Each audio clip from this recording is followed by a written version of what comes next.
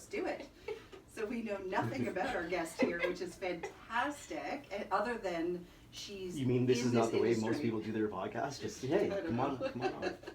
No, we've seen the people that are super organized. You know, they've got their bio data sheets ready to go, and they've got their questions. I'm not gonna lie. They do the discovery calls. I've turned down doing a podcast. There's this dude. He's in London, Ontario, and he's a newer kinesiologist, and he's like all about bringing the kinesiology community together. So he started a kin podcast, and he asked me to be on. But then he wanted to do like a discovery call and then map everything out. I'm like, dude. It's not. That's not how this is not how I roll. So I gotta bow out at this You point. have to. I turned somebody away this week who said, "Can you give me an itemized list of all the questions you'll ask when we do it?" And I'm like, no. This is not the right fit for you. And that's okay. It's okay. Yeah, it's okay. It in my opinion, it just comes off as too scripted.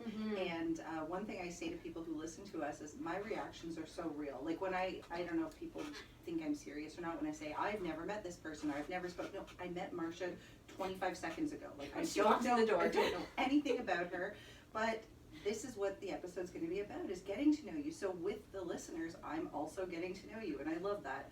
So let's start with an introduction then. Tell us a little bit about your backstory, and maybe it'll start to make sense to people how you came to be on our couch. Awesome.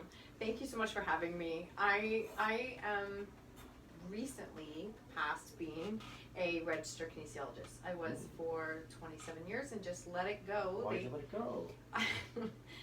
That's not COVID. COVID is the reason why you let it go? Yeah. Really? Yeah. Yep. Because I still technically couldn't work. Did you go inactive or you Well, here's the interesting thing. I'm going to be, how much am I going to share here? I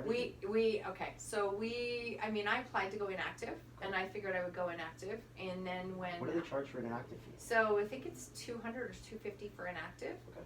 You know, reasonable. Right. But then I looked at it really carefully, and it's the fact that if I wanted to work at all in any way, shape, or form in the next year, I couldn't. So I was like, well, could I pay the difference of the fees, and if we're in a situation that I could work? And it's like, no. Okay, well, that doesn't make sense to me, but I understand. So you'd have to register the full fee then? Is that what you're saying? Yeah, they were saying 1 year that I would need to wait from when I last worked. So you wouldn't be able to just jump in and pay the $650 and then have your active membership back? No, unless I completely misunderstood it. No, that's how how it was explained to me. So that was the first thing. And the second thing was that I spent the last probably 5 years growing an online coaching business, podcasting platform, wrote a book, and finally went, you know what, maybe this is the universe's way of saying, why don't you actually put your time and energy into this and see where it goes? And I've tracked it and I've watched it, and I've seen that part of my business grow in a very different way. And then all of a sudden it was like, okay, so now I'm not actually trading the time, like the dollar per hour that I have done my whole life. And then realized I actually really like the coaching and I can do it in a lot of different ways, and just decided to let it go and see where it goes. So I'm not saying I won't go back and train some of my clients, but at the end of the day, being a registered kinesiologist just allowed my clients to get their tax credit.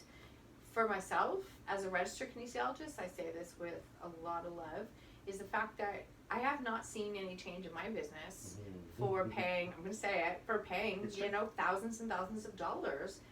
And I said that in a Zoom call, that I was like, I can't see that it makes sense. So if I do decide to go back and do training, then I will do it as a non-kin, but I'm still a kin in my heart because I know what I know. And that's how I will continue to work. So it was a bit of a ballsy move, but I felt like it felt like the right move for me. I mean, it's an easy move to do because kinesiology, being regulated in Ontario, is really new. And kinesiologists in Ontario don't get paid very well anyway. Terrible. And extended healthcare coverage isn't really there for kinesiologists. So it's an easy move to walk away from it. Logically, my husband and I went through it many times, and he's like, it's pretty much a no-brainer. Like, why would you go back and pay when you're not even technically able to work yet? And I think the numbers we're up at 80% of kins that still weren't working as of the time of our dues were due.